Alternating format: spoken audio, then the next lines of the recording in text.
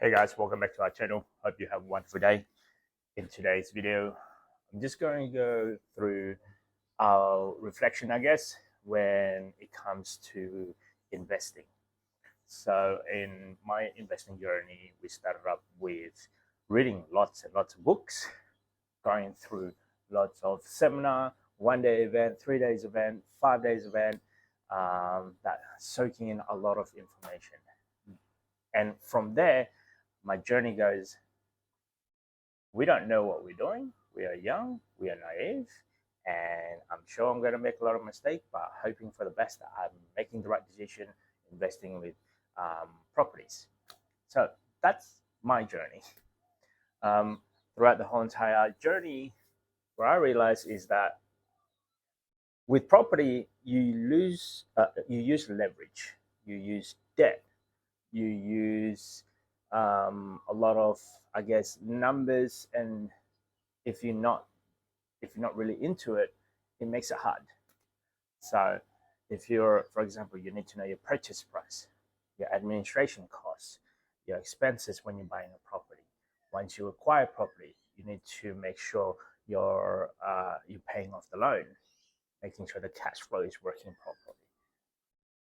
And it sounded good in paper. It's like, hey, your rental income is this amount, your expenses is this amount, so you should have a profit of this amount, in theory. In reality, sometimes that is not the case. In reality, it is up to you to figure out yourself if you're making profit or not, because the numbers can fluctuate from 1 month to another month because of the interest rate goes up, interest rate goes down, tenant moving in, tenant moving out. Property manager change from one property manager to another.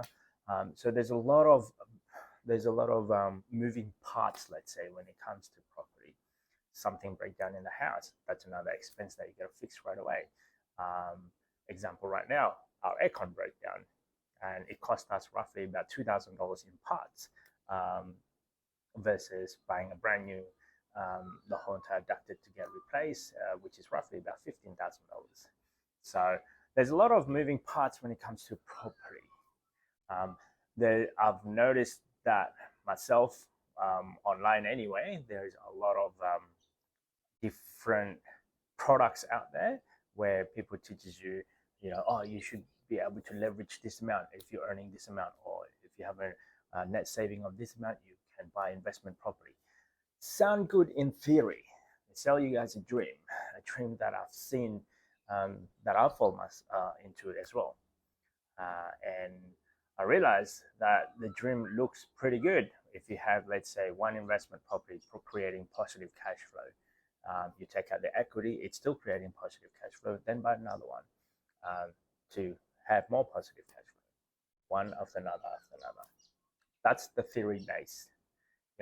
You from us, when it comes to investing, you should not lose money.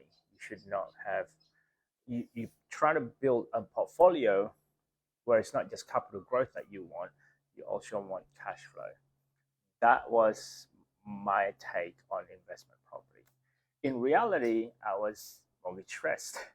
At one stage, we had a dual income. It went to one income, and only myself, earning maybe about $50,000 a year or so. And with 4 mouths to feed, having my wife and 2 kids, it makes it hard, living in Sydney, Australia. Now, versus now, looking at now where we're at, versus investing on ETF, it's a lot different in a good way. In a good way, with ETFs, you don't really look what happened in the. I guess there's less admin. That's what I'm trying to say. I reflect now, if I were to do it all over again, definitely I would have just chosen the ETF side, or share trading side of it, let's say, versus property. There's less headache, there's less administration costs, there's less moving parts, and uncertainties. We went through the dip during COVID. That was a learning curve for me. It was a learning curve of every day it was just one day after another day after another day where it's just in the red, in the red, in the red. Our I guess our portfolio just diminishing in terms of value. At a certain stage, I did not believe in it. I didn't believe in, hey, this is not working out. This might be another scam. This might be not working out because every day it's in the red, and it took a long time to recover. That long time, it's only taken about roughly about 3 to, I think it's about 6 months to recover to back where it was and going back in profit. So that was the one of the reason why I closed up race. Oh, sorry, I closed spaceship because we needed the capital.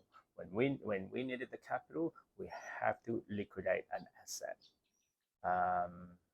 When we liquidate the asset, we realize the true value of how much we're actually losing on that particular asset. However, if you don't liquidate your asset, which is cashing in your portfolio, you don't really lose anything till such time you sell it. And that dawned in me, so it doesn't really matter if the market goes up, if the market goes down, as long as it gives me a cash flow. There's a lot of beforehand I was looking at reading lots of property books, property investing. There's people that goes, all right, then you look for cash flow, and then the other people goes, hey, you should do renovation because you can create a value on the property. Hey, you should be doing subdivision. We're looking at different aspects of property. Then I realized, he goes, well, ETF just gives you historical data of growth over and over again. And you don't have to reinvent the wheel. All you got to do is just put the money in there and just wait. Let time goes. And that's what we've been doing. We've been just investing every single month, every single paycheck, let's say, or every single fortnight. And we just put it in on the ETF. Beforehand, it was a capital growth type of ETF, whereas now we're actually doing cash flow type of ETF, where it gives us monthly dividends. Overall loan experience in 2023, we were earning roughly about $1,000 a quarter based on the ETF cash flow. And I kind of like that. I kind of like that having the, oh, this month we're earning an extra $1,000. Oh, this month we're earning another $1,000 without us doing anything, without us doing a lot of administration work. And from then on, I realized to myself, like, okay, cash flow is the king. So we're going to purchase more ETF that's giving us monthly dividends. So I wanted to get up to a stage where our income, in terms of cash flow, monthly dividends, would be replacing our paycheck. So that's what we're trying to build on. Hopefully, we can make up to between $10,000 to $15,000 a quarter instead of $1,000 a quarter.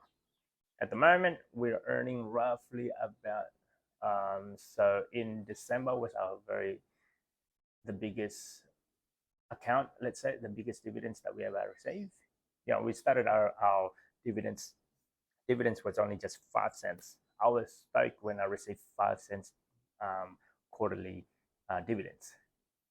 And then it grew from 5 cents to maybe $50. And then it grew to $500, $1,000. I'm like, okay, so it's working. So we're going to increase all of that. Make sure the next time it will make it bigger and make it bigger and bigger. So, and I reflect on January 2024, that quarterly dividends, we went from $1,000 to double to $2,000. So it's just a matter of doubling. So in order for us to increase our cash flow or our dividends, the only way I can do it is two things. Well, one actually, which is adding more capital towards our ETF. So the dividends comes in, and then we ended up buying more of the same product or buy a different type of product that have dividends. And that's it. So not only we putting, let's say, for example, say at the moment, let's assume that you have $100 investing to your ETFs. So from that $1,000 sorry, $100 or so, and then your dividends are $100, so that makes it $200, and then we just buy a different type of, I guess, ETF that gives you more dividends. So now you have $200. It's a compound interest of that. It is massive. It is un. There's no word to describe once you actually receive the dividends. That, I mean, if you learn about investing and compound interest calculator, and most people out there talk about those things, and you realize that it is kind of simple. It's not complicated. It's not rocket science. All you got to do, just keep on reinvesting on the ETF that you believe in. So, mind you, we've been doing this for a couple of years or so. Overall, when we started this, it was only just $5. It was, yeah, a few years ago when I just started $5 on a New Year's. It was a New Year's resolution for me, and then now, at the time that this is recorded, I think it's roughly about $400,000. I think it is overall, and we're trying to increase that to $1 million. So as we go along, there's bound to be lots of hiccups along the way throughout our journey, and we try to document that as we go along. Like, for example, right now, our aircon broke down. We've got landscaping that is coming in to fix up the garden down there, and that costs money. And we just installed solar. That was a kind of interesting, I guess, journey as well. And yeah, after the landscaping at the backyard, we had to do landscaping on the side, which is the fence. So, and yeah, as we go along, we will, I guess, show you guys what we're doing, and hopefully this type of content actually help anyone out there who's trying to achieve FIRE or in the journey. Well, this is our journey anyway. If you like this type of content, guys, don't forget to subscribe, comment, and I'll see you guys on the next video.